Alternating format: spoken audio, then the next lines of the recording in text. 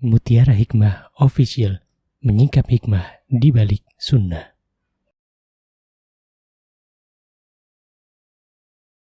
Salurkan donasi terbaik Anda untuk mendukung dakwah Mutiara Hikmah Official.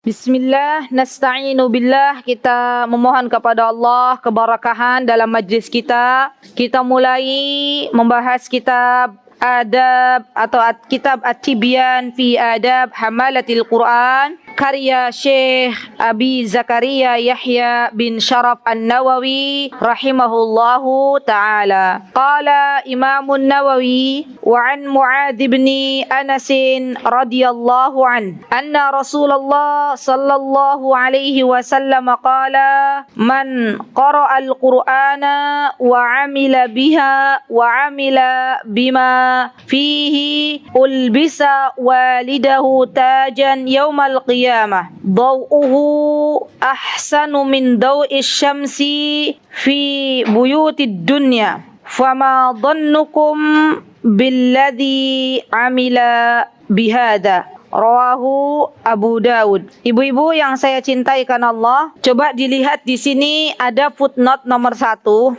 Di sini hadisnya, kedudukannya adalah hadis hasan li ghairihi. Lihat, ada yang buku bahasa Arab, buku bahasa Indonesia ada juga. Coba dilihat. Hadis hasan li ghairihi. Walil hadis syahid kama 'inda Tabrani fil Awsat wal hadis hasan li ghairihi wallahu taala a'lam. Di sini berarti ibu-ibu, hadis yang nanti saya bacakan kedudukannya tidak sahih, tapi hasan. Hasan itu pertengahan berarti. Kalau yang paling kuat itu sahih. Kemudian setelah itu hasan. Baru kemudian dhaif, matruk, mungkar. Itu yang enggak boleh. Yang enggak boleh kita amalkan. Ya. Maka apa di sini kata Mu'adz bin Anas? Rasulullah sallallahu alaihi wasallam bersabda, "Man qara'al Qur'an." Barang siapa yang membaca Al-Qur'an. Lihat ibu-ibu. Yang membaca Al-Qur'an wa 'amila bima fi. Syaratnya membaca Al-Quran diamalkan, dan tidaklah diamalkan kecuali dia harus bisa memahami isi Al-Quran. Ibu-ibu, saya mau tanya, bagaimana kita tahu isi kandungan Al-Quran kalau kita nggak belajar? Iya nggak? Bagaimana kita mau mengamalkan isi kandungan Al-Quran kalau kita nggak tahu apa makna di dalam yang ada di dalam Al-Quran? Iya nggak ibu-ibu? Berarti ketika Rasulullah SAW mengatakan man qara Al-Quran wa amila bima fi, artinya kata Rasulullah, barang siapa yang membaca Al-Quran kemudian mengamalkannya, secara tidak langsung di situ ada pesan yang tersembunyi, yaitu kita diperintahkan untuk mentadabburi isi Al-Quran. Dan tidaklah kita bisa mentadabburi, memahami makna Al-Quran, kecuali di antara yang bisa kita lakukan adalah belajar bahasa Arab. Ya, jadi ibu-ibu, yang namanya belajar bahasa Arab itu diniatkan dari awal belajar, diniatkan biar paham apa yang ada dalam Al-Quran, bukan untuk gagah-gagahan bisa casisus ngomong sama orang Arab gitu ya, bukan pula untuk misalnya ikut perlombaan kesana kemari, bukan. Tapi lebih dari itu, niatkanlah agar kita bisa paham apa isi kandungan isi Al-Quran. Nih ibu-ibu, kalau ibu-ibu itu paham isi kandungan Al-Quran, maka dari segi membacanya saja intonasinya nggak datar. Ibu-ibu pernah lihat nggak orang yang belum paham isi bacaan Al-Quran, kalau bacakan kan begini, bi'a'udhu billahi minasyaitonir rajim, gitu ya, nggak pakai nada gitu loh, ya lurus saja, lempeng ya. Kenapa? Karena nggak paham isi bacaan Al-Qurannya. Tapi kalau yang paham bacaan isi Al-Qurannya, ada ayat di mana itu tentang surga, dia senang, gembira. Ada ayat tentang neraka, nangis gitu ya. Kenapa? Karena takut akan adab neraka. Dan cara membacanya subhanallah enak. Kita yang mendengar, ibu-ibu pernah lihat atau pernah dengar qari, para pembaca Al-Quran, imam-imam di Masjidil Haram atau di Masjid Madinah, itu kira-kira kalau mereka membaca, kita tuh seneng gak mendengarkannya, Bu? Kayaknya membacanya tuh dihayati banget gitu ya. Iya kan? Kita yang dengar aja sampai gak bosen-bosen, ingin tetap mendengarkan. Alhamdulillah. Baik teman-teman, ini saya lupa menyampaikan, Mu'adz bin Anas, yang dimaksud dengan Mu'adz bin Anas ini adalah Mu'adz bin Anas al-Juhani. Beliau adalah seorang sahabi seorang sahabat Rasulullah SAW dari Ansar. Jadi bukan dari kabilah Muhajirin tapi dari Ansar. Berarti beliau adalah seorang sahabat yang menetap di kota Madinah. Baik. Kemudian di sini beliau membawakan sebuah hadis dari Rasulullah SAW yang mana hadis tersebut mengatakan man qara'a al-Qur'an wa 'amila bima fi. Barang siapa yang ia membaca Al-Qur'anul Karim, ya, dengan diamalkan, dan tidaklah bisa mengamalkan kecuali dengan memahami maknanya.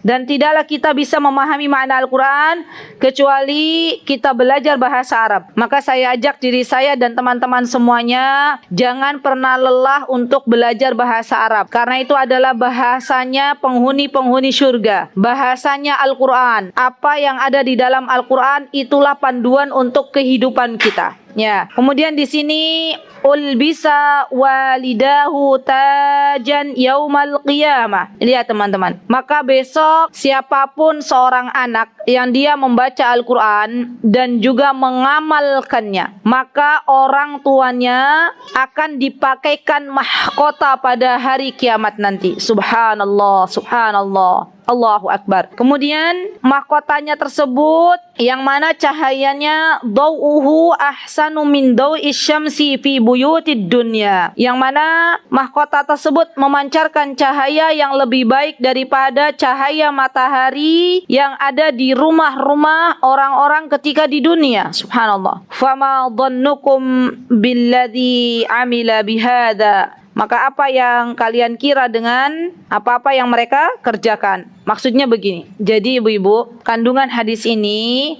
menyatakan bahwa siapapun orang tua yang dia memiliki anak dan anak tersebut dibimbing untuk bisa membaca Al-Quran, ya, dititipkan ke tempat-tempat tahfidz misalnya, dengan harapan anandanya bisa mencintai Al-Quran sejak dini, dengan harapan anandanya ketika sudah besar ia mengamalkan isi kandungan Al-Quran.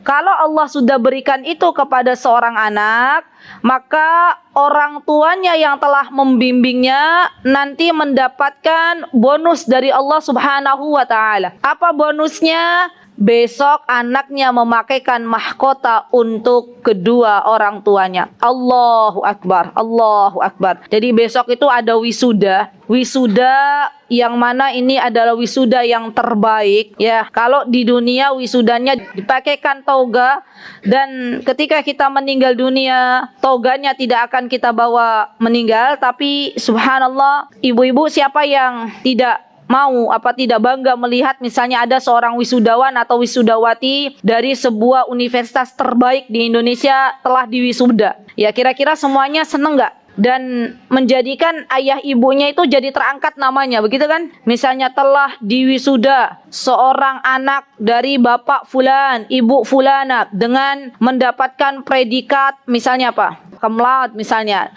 ya, dan dia sudah diminta oleh sebuah universitas ini menjadi dosen di sana, begini-begini. Kira-kira semua bangga nggak? Wah, masya Allah, siapa ibunya, siapa bapaknya, anaknya keren banget, luar biasa, begitulah bu ya, kira-kira ya. Nah, besok di akhirat, anak-anak yang di dunianya ibu bimbing untuk mencintai Al-Quran sehingga ia bisa membaca Al-Quran dan mengamalkannya, orang tuanya besok yang akan diberikan kemuliaan oleh Allah Subhanahu wa taala. Orang tuanya yang Allah jadikan, subhanallah, Allah angkat derajatnya. Ya, Allah izinkan anak ini subhanallah untuk memakaikan mahkota di kepala kedua orang tuanya. Maka busyra, kabar gembira bagi ibu-ibu yang hari ini telah Allah berikan anugerah rizki anak-anak yang mencintai Al-Quran. Anak-anak yang menjadikan Al-Quran sebagai aktivitas hariannya dalam membacanya dan mentadaburinya. Subhanallah bu, saya berpesan kepada ibu-ibu semuanya, kalau kita menitipkan anak-anak anak kita dengan Al-Quran, kata Imam Syafi'i, maka kehidupan anak ini dijamin oleh Allah Subhanahu wa Ta'ala. Jangan ada rasa takut nanti kepiye, lek sudah jadi hafid, lek sudah jadi hafidhah, kalau sudah belajar Al-Quran nanti gimana dunianya? Dunianya yang akan Allah datangkan. Dunianya yang akan Allah datangkan. Nih Bu, orang berilmu, perumpamaannya begini. Banyak teman-teman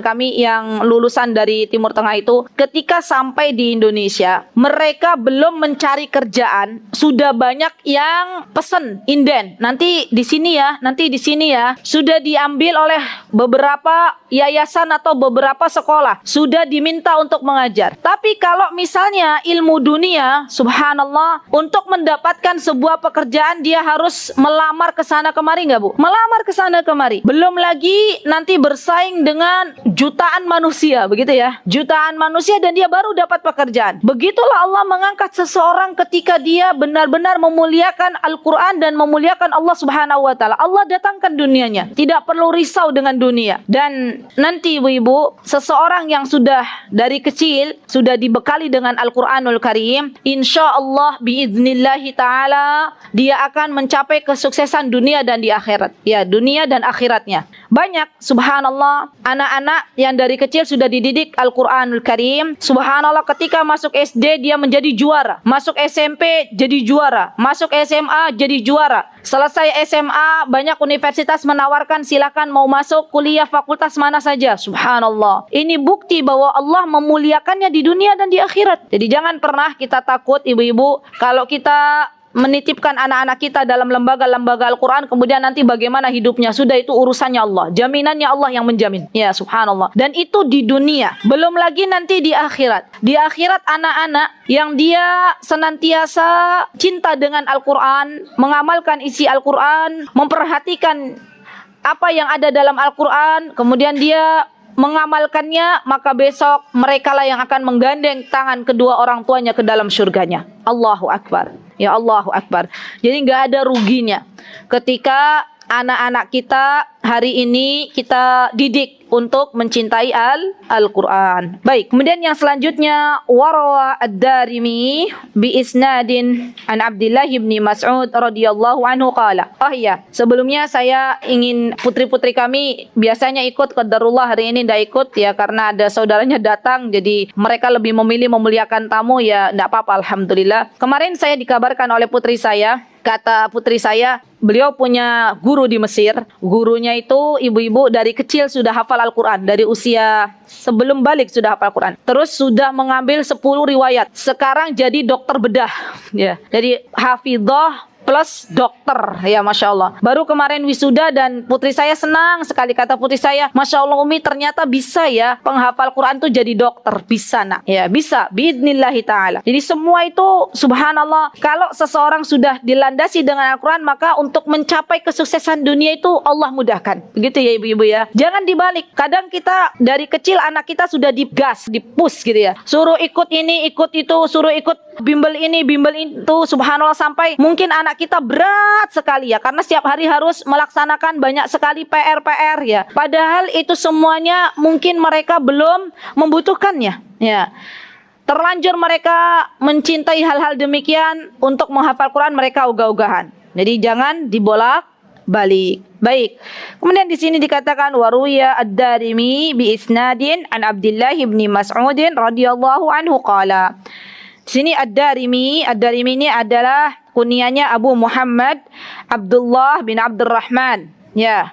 Mansub ila Darimin jaddu qabilah. Jadi Darimi adalah sebuah kabilah, sebuah suku yang mana beliau tinggal di sana. Ya, Abu Muhammad ini tinggal di sana. Dari Abdullah bin Mas'ud. Abdullah bin Mas'ud adalah seorang sahabat yang beliau pandai dalam menafsirkan Al-Quran. Ya. Jadi ada sahabat-sahabat yang memang pandai dalam menafsirkan Al-Quran. Di antaranya Abdullah bin Mas'ud. Ya, beliau ahli dalam Al-Quran. Abu Musa al-Ash'ari. Beliau juga pandai dalam Al-Quran. Kemudian Abdullah bin Abbas. Beliau juga pandai dalam Al-Quran. Ya, subhanallah. Apa kata Abdullah bin Mas'ud radhiyallahu anhu? Kata beliau, Iqra'ul Quran. Ya, bacalah Al-Quran. Kenapa kita harus membaca Al-Quran, ibu-ibu? Kenapa, Bu? Kebutuhan rohani. Baik. Ada lagi nggak? Apa niat ibu-ibu baca Al-Quran? Mencari ketenangan jiwa. Terus bekal kita kemana? Bekal kita mudik di dunia kan, kita sebenarnya lagi jadi musafir, ya. Betul kan? Baik, itu semua tujuan ibu-ibu baca Al-Quran. Dan di antaranya, subhanallah, apa di sini? Iqra'ul Quran, fa innallaha ta'ala la yu'adzibu qalban wa'al Quran. Subhanallah.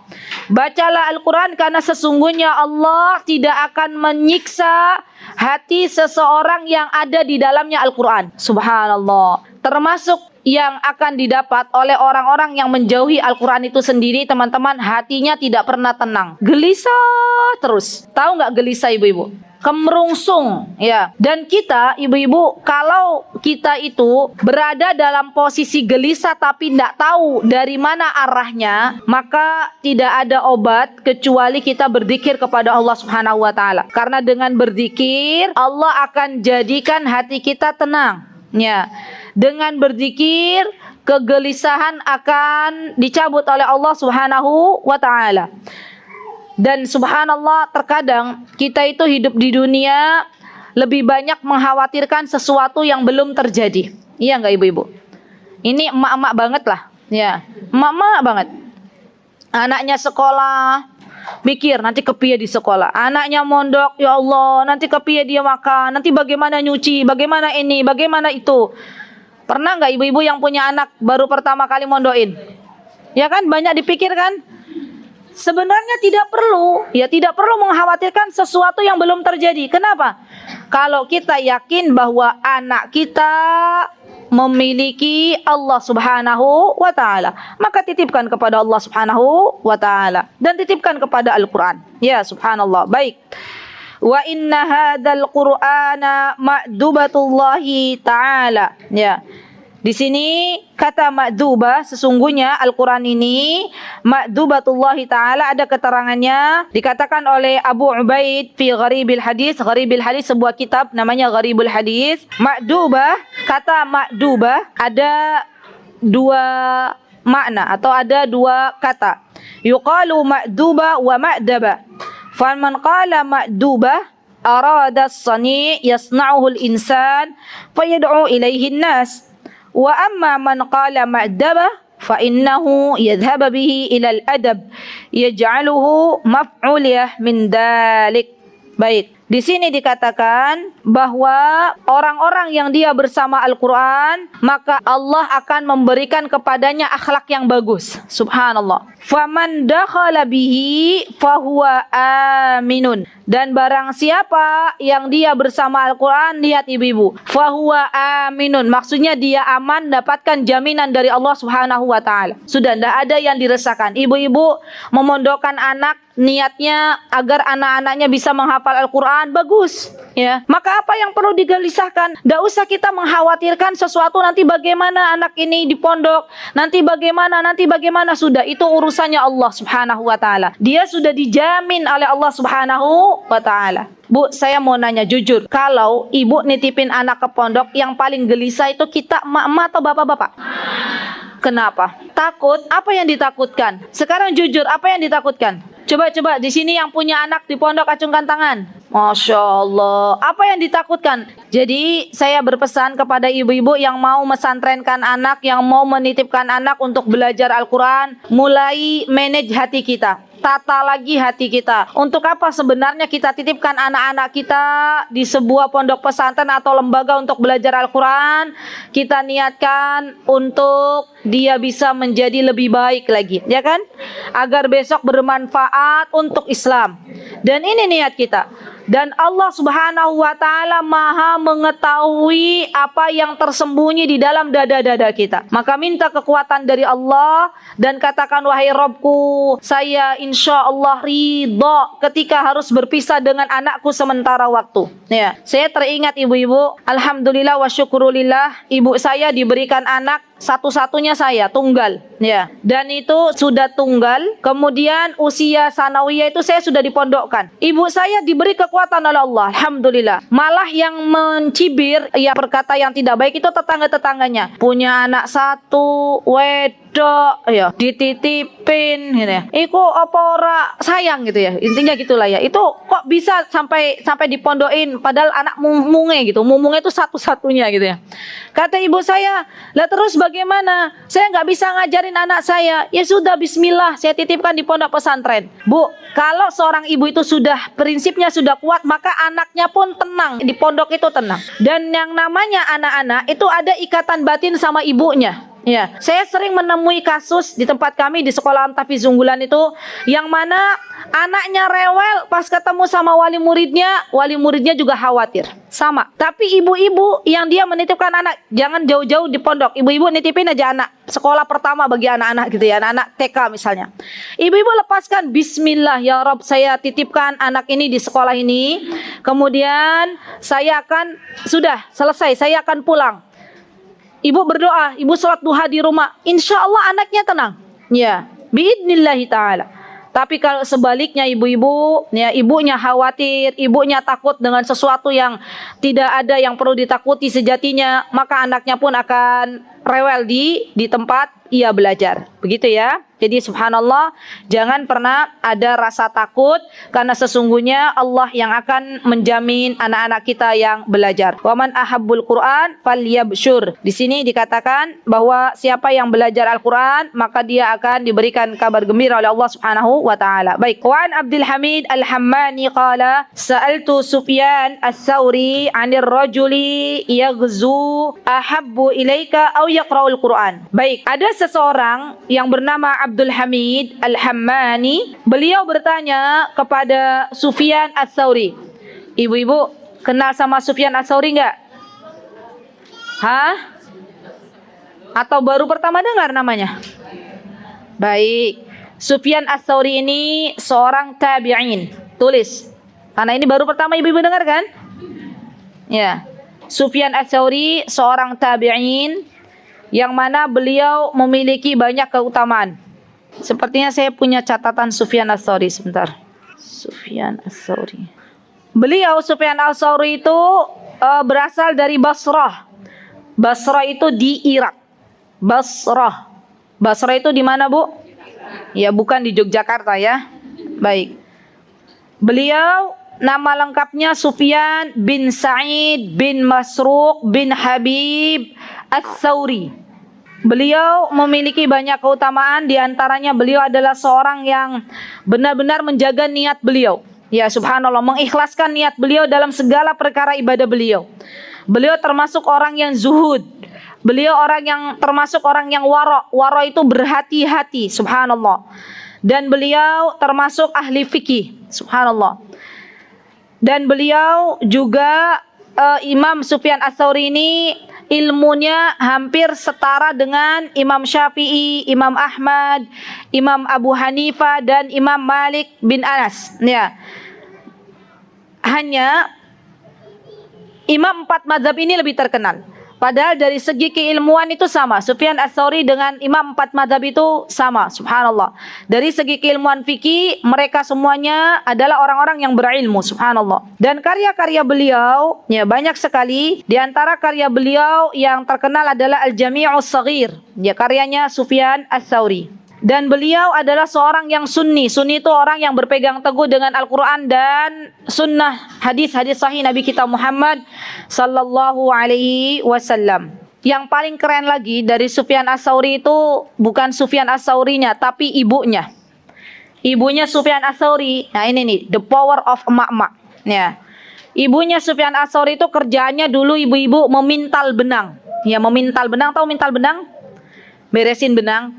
Hasil upahnya ia jadikan untuk bekal Sufyan Ats-Tsauri menuntut ilmu. Subhanallah. Dan ini loh, subhanallah ibu-ibu, yang namanya emak-emak, walaupun tidak langsung menuntut ilmu, tapi karena dia sudah berupaya ya dengan fisiknya memintal benang, kemudian menjadikan hasil upah dari memintal benang untuk pendidikan anaknya, maka ketika anaknya menjadi ulama besar, memiliki ilmu pengetahuan, memiliki banyak keutamaan, ibunya pun dapat pahalanya. Sekarang emak-emak, kalaulah kita semuanya itu memang Allah takdirkan hari ini memiliki anak-anak yang setiap hari kita harus menyiapkan bekal untuk mereka, ya kan?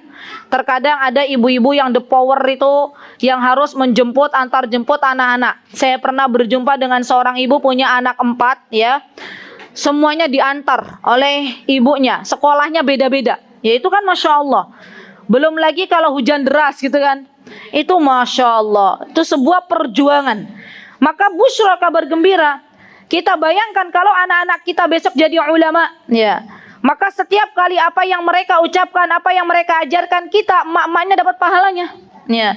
Belum lagi nanti kalau kita sudah di akhirat, kalau kita sudah di alam barzakh, kita meninggal dunia. Anak-anak kita yang dulu kita antar sekolah, kita antar untuk membaca Al-Quran, kita antar untuk mendalami ilmu agama. Besok mereka berdoa meminta kepada Allah dengan sebuah doa, Rabbighfirli wali walidayya warhamhuma kama rabbayani shaghira. Dan hari ini tidak ada yang perlu kita keluhkan, karena kita semuanya harus berjuang.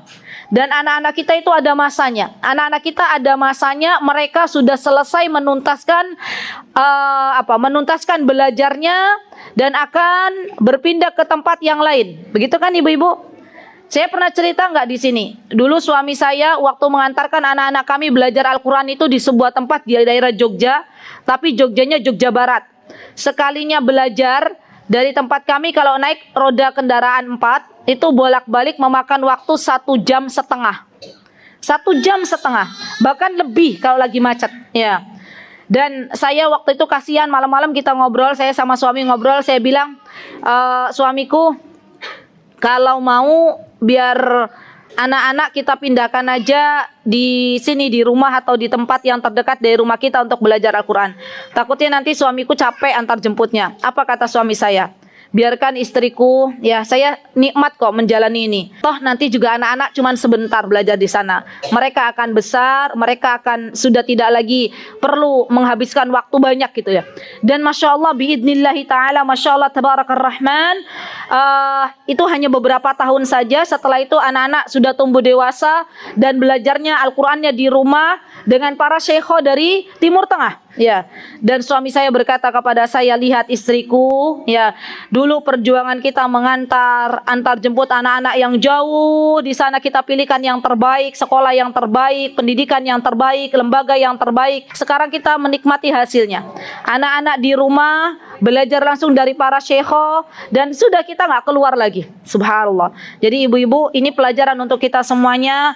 Seberapapun kita lelah, seberapapun kita capek, itu wajar. Karena kita masih berada di dunia. Dan pasti anak-anak kita akan tumbuh menjadi generasi-generasi yang Allah jaga, insya Allah dengan baik. Dan kita nanti bisa menikmati hasilnya. Baik. Kemudian di sini dikatakan, apa kata Sufyan Ats-Tsauri? Sa'altu Sufyan Ats-Tsauri, saya bertanya kepada Sufyan Ats-Tsauri anir rajuli yaghzu, tentang seorang laki-laki yang berperang. Ahabbu ilaika au yaqra'ul Quran? Mana yang kau sukai, laki-laki yang berperang atau membaca Al-Quran? Faqala, kata Sufyan Ats-Tsauri, yaqra'ul Quran. Saya lebih menyukai laki-laki yang membaca Al-Quran. Di anna Nabiyya sallallahu alaihi wasallam qala, karena Rasulullah SAW bersabda, khairukum man ta'allamal Qur'an wa 'allama. Bu, kata Rasulullah SAW, sebaik-baik kalian adalah orang yang belajar Al-Quran dan mengajarkannya. Maka tugas kita ibu-ibu semuanya kalau sudah belajar Al-Quran bukan berarti berhenti bersama Al-Quran, tapi ada tugas lain yang menunggu, yaitu menjadi seorang pengajar, ya. Kalau ibu-ibu masih ya tata-tata dalam membaca Al-Quran, ya tata-tata itu terbata-bata, bersabarlah. Karena orang-orang yang bersabar dalam belajar Al-Quran, maka Allah akan berikan dia 2 pahala. Pahala dari dia bersabar dalam belajar Al-Quran, pahala dari dia membaca Al-Quran. Ya. Dan sabar ini harus kita miliki dalam setiap kondisi. Apalagi kita tahu belajar Al-Quran membutuhkan waktu. Ya, ibu-ibu siap? Siap, insya Allah.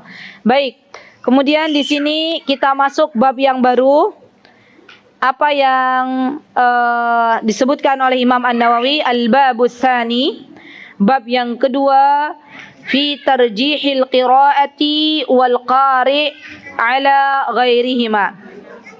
Ibu-ibu yang saya cintai karena Allah, di sini kita akan belajar apa keutamaan orang-orang yang dia memiliki hafalan Al-Quran atau bacaan Al-Quran yang bagus dibandingkan dengan yang lainnya. Ya. Sabata an Abi Mas'ud al-Ansari al-Badri radhiyallahu anhu. Di sini Abu Mas'ud al-Badri namanya Uqbah bin Amr. Uqbah bin Amr. Kan di sini Abu Mas'ud. Abu Mas'ud itu berarti kunyahnya. Nama aslinya Uqbah. Ya. Dan beliau al-Badri, ibu-ibu, al-Badri itu adalah julukan orang-orang yang pernah ikut perang Badar. Jadi dari dulu tuh sudah ada orang-orang yang pernah ikut perang Badar, dan perang Badar itu di tahun kedua Hijriah mendapati julukan Al-Badri. Berarti kalau ada sahabi dia Al-Badri, dia adalah salah satu dari peserta perang Badar. Dan perang Badar ini perang pertama yang dilakukan oleh kaum muslimin. Ya, dan Allah menangkan. Ibu-ibu, kalau ibu-ibu baca kisahnya perang Badar, itu kita akan benar-benar yakin bahwa Allah memenangkan hambanya bukan karena banyaknya hamba Allah, tapi bisa jadi yang sedikit bertakwa kepada Allah, Allah menangkan. Ya, Allah turunkan para malaikat Allah dalam peperangan Badar. Buktinya apa? Buktinya dulu waktu orang-orang kafir Quraisy Makkah, ya, mereka datang ke kota Madinah dan berperang melawan kaum muslimin, maka di antara yang ada dalam peperangan itu ada namanya Abu Sufyan. Abu Sufyan itu dedengkotnya orang-orang kafir Quraisy, ya zaman dulu kala. Abu Sufyan ketika ditanya oleh Abu Lahab, ya wahai Abu Sufyan, siapa yang menang dalam peperangan Badar ini? Apakah kaum muslimin atau kita orang-orang kafir Quraisy? Kata Abu Sufyan, ya Abu Lahab, yang menang dalam peperangan Badar ini adalah kaum muslimin. Bagaimana tidak mereka menang? Kata Abu Sufyan, karena saya melihat Allah perlihatkan di kepalanya Abu Sufyan ketika peperangan Badar itu. Kata Abu Sufyan, saya banyak melihat banyak pasukan berkuda yang mana kudanya itu nggak ada tapaknya. Jadi pasukan berkudanya itu, dan ini kisahnya nyata, pasukan berkudanya itu ada di antara langit dan bumi, ya ibu-ibu. Dan pasukan berkudanya itu mereka memakai baju-baju putih. Berarti kita semakin yakin dah Bu akan pertolongan Allah. Yakin. Karena itu adalah perkara gaib. Perkara gaib yang memang Allah tampakkan kepada sebagian dari hamba Allah. Maka dari situ Allah menolong orang-orang yang ikut dalam peperangan Badar karena keimanan mereka yang sangat kuat. Lihat, bandingannya 300 banding berapa waktu itu? Banding berapa? 300 banding? Enggak, lebih dari 700. 300 banding? Hah? 1300? Berapa jumlah PR? Berapa jumlah peserta perang Badar dari kalangan orang-orang Quraisy dan kaum muslimin? Berapa? Ya. Nanti di situ perbandingannya itu sangat jauh, tapi yang sedikit ini punya keimanan yang kokoh kepada Allah Subhanahu wa taala, punya keyakinan yang luar biasa. Maka Allah turunkan bala tentara Allah, di antaranya mereka adalah para malaikat-malaikatnya Allah Subhanahu wa taala. Baik. Apa yang dikatakan oleh Abu Mas'ud Al-Ansari an Rasulillah sallallahu alaihi wasallam, qala ya ummul qaum aqra'uhum li kitabillah. Ya, di sini Rasulullah SAW berpesan, hendaklah ketika kalian memerintahkan seseorang untuk menjadi imam, ya, maka yang mengimami sholat adalah orang yang paling pertama, orang yang paling banyak hafalan Qur'annya, ya. Dan ada juga yang mengatakan bahwa yang dimaksud ya ummu ini bukan orang yang paling banyak, tapi orang yang paling ahli. Ya, jadi ada dua pendapat. Ada yang banyak hafalannya, ada yang paling ahli, maksudnya dia bagus bacaannya, dia paham maknanya. Ya, yang jelas orang yang lebih baik daripada orang-orang yang tidak mau belajar Al-Quran. Itu yang berhak untuk mengimami salat. Ya, jadi ibu-ibu, subhanallah, Di Islam itu penuh dengan keteraturan. Untuk jadi imam salat saja benar-benar diperhatikan siapa yang paling banyak hafalan Al-Qur'annya, siapa yang paling bagus dalam bacaan Al-Qur'annya, dalam memahami makna Al-Qur'annya, maka merekalah orang-orang yang berhak menjadi imam-imam salat. Subhanallah. Baik, rawahu Muslim, berarti dikeluarkan atau diriwayatkan oleh Imam Muslim. Wan Ibni Abbasin radhiyallahu anhuma. Ibu-ibu, saya mau tanya, kenapa kok di sini an Ibnu Abbas tapi anhuma? Tapi kok dua? Ayo, kita pernah belajar. Kenapa? Siapa, Bu? Ayahnya dan anaknya. Anaknya namanya siapa? Putranya namanya siapa? Kalau disebut an Ibni Abbas, namanya sinten, Mbah? Siapa namanya? Abdullah. Abdullah bin Abbas. Yo, ditulis. Kalau ada kata Ibnu Abbas, berarti yang dimaksud adalah Abdullah bin Abbas. Mereka adalah sahabat-sahabat Rasulullah sallallahu alaihi wasallam. Maka di sini radhiyallahu anhuma. Huma itu dua dalam bahasa Arab. Huma, ibu-ibu pernah belajar domir nggak? Huwa, huma, hum. Hiya, huma, hunna. Anta, antuma, antum. Anti, antuma, antunna. Ana, nahnu, gitu ya. Masya Allah, ibu-ibu ini luar biasa. Baik.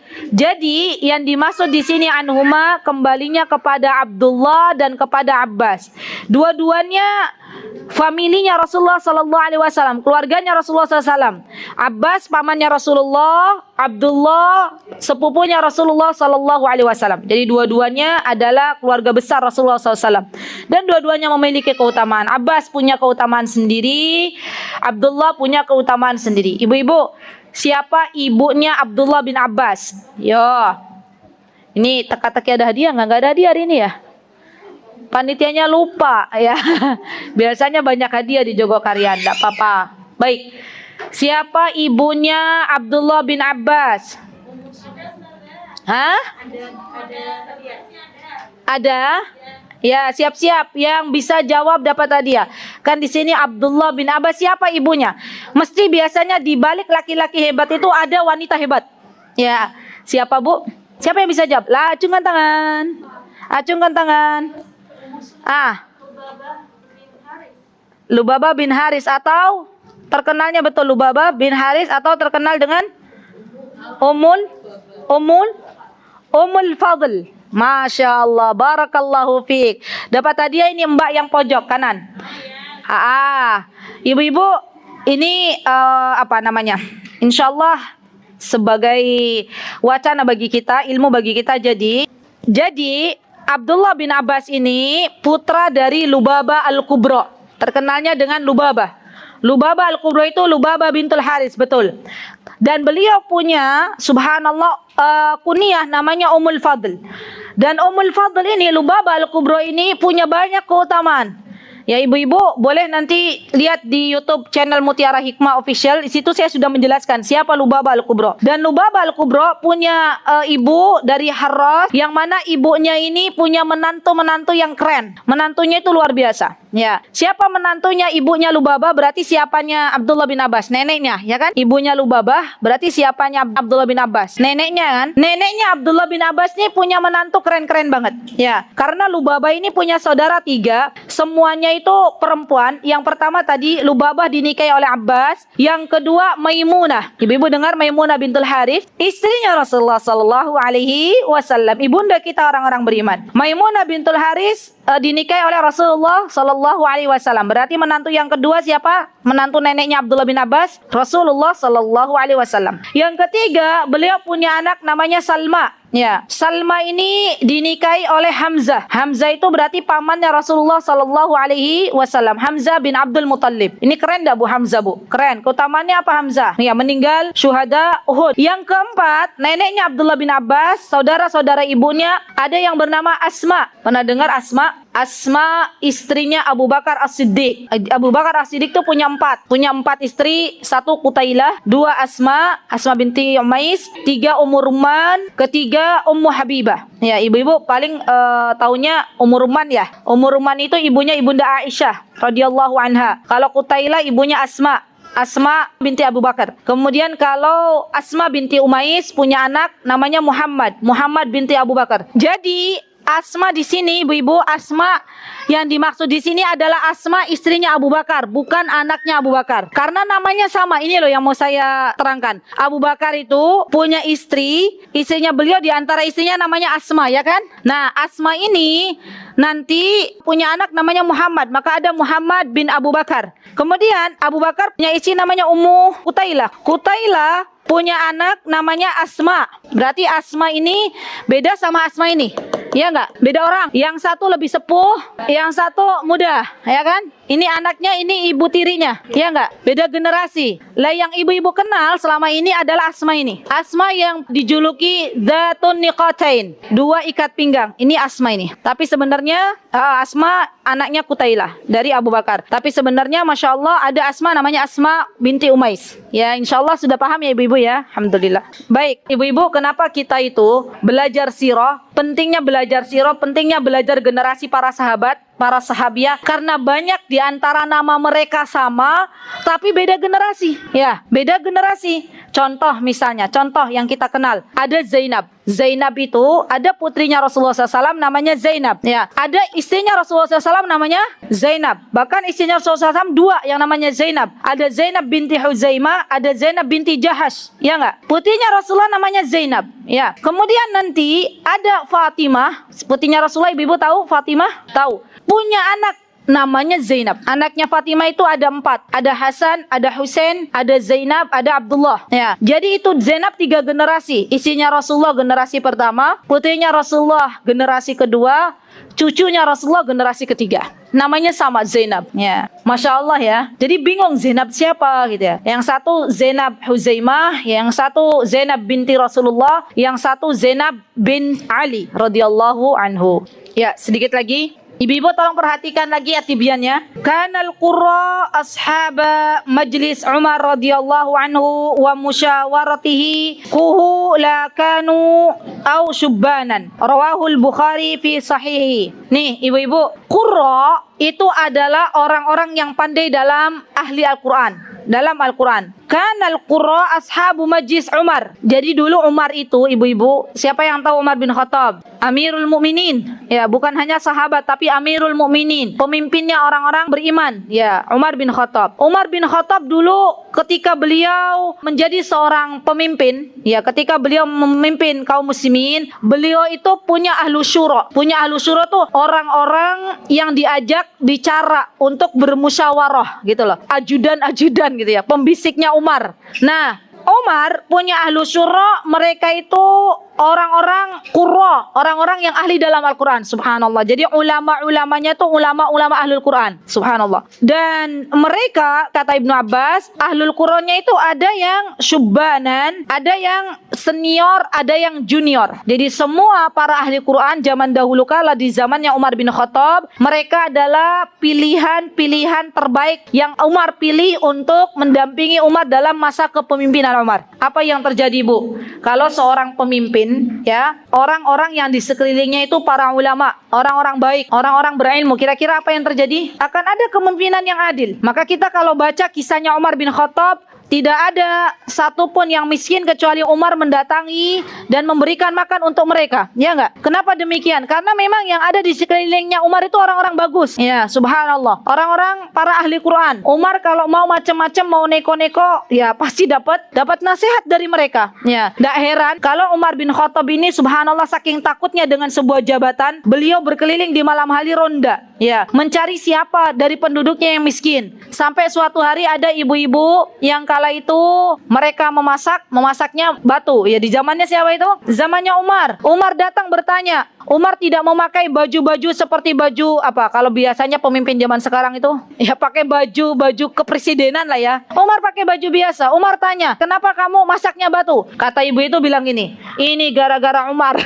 Ini gara-gara Umar. Umar langsung maclep, padahal yang diajak bicara siapa? Umar gitu ya. Umar langsung pulang, ambil gandum, ambil daging, ambil banyak makanan, kasih ke ibu ini. Masya Allah.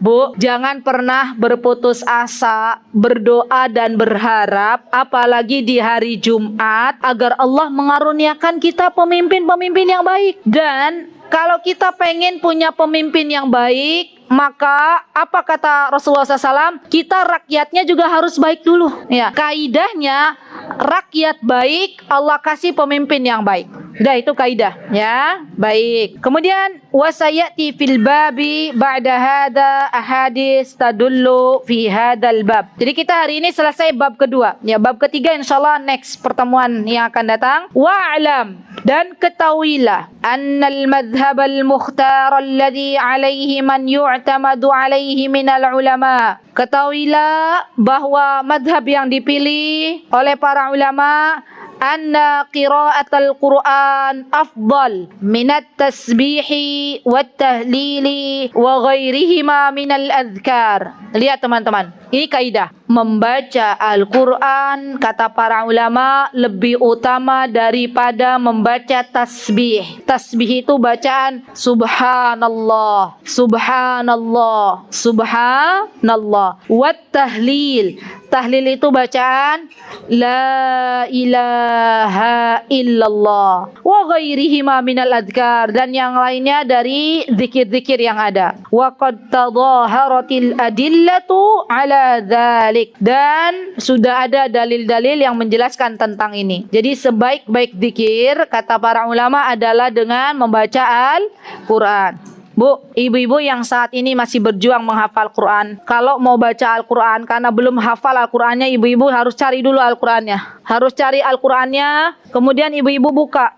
Ibu-ibu buka, ibu-ibu baca. Tapi bagi teman-teman yang saat ini sudah Masya Allah punya hafalan, maka zikirnya, wiridnya itu bacaan Al-Quran di mana-mana. Subhanallah. Saya ingat ada seorang dosen ya di universitas di Jakarta, di Lipia. Itu pernah saya dapat kisah, dosennya itu dari rumah dinasnya nggak mau naik bis, nggak mau naik bis Trans Jakarta. Dia lebih memilih jalan kaki. Ketika ditanya oleh mahasiswanya, kenapa ya Syekh Anda lebih memilih jalan kaki daripada naik angkutan, naik bis atau naik bis yang telah disediakan oleh universitas? Kata beliau, saya jalan kaki itu lebih memilih jalan kaki karena lebih banyak waktu saya untuk memuroja Al-Quran di perjalanan saya. Subhanallah, subhanallah. Itulah orang-orang yang Al-Quran sudah menancap di hatinya. Mau tidak mau, dia senantiasa murajaah dengan Al-Quran itu sendiri. Semoga Allah Subhanahu wa taala menjadikan kita semuanya ahlul Quran. Semoga Allah Subhanahu wa taala memudahkan kita untuk bisa membaca Al-Quran dengan benar. Semoga Allah Subhanahu wa taala mengaruniakan kita anak-anak yang salih dan salihah,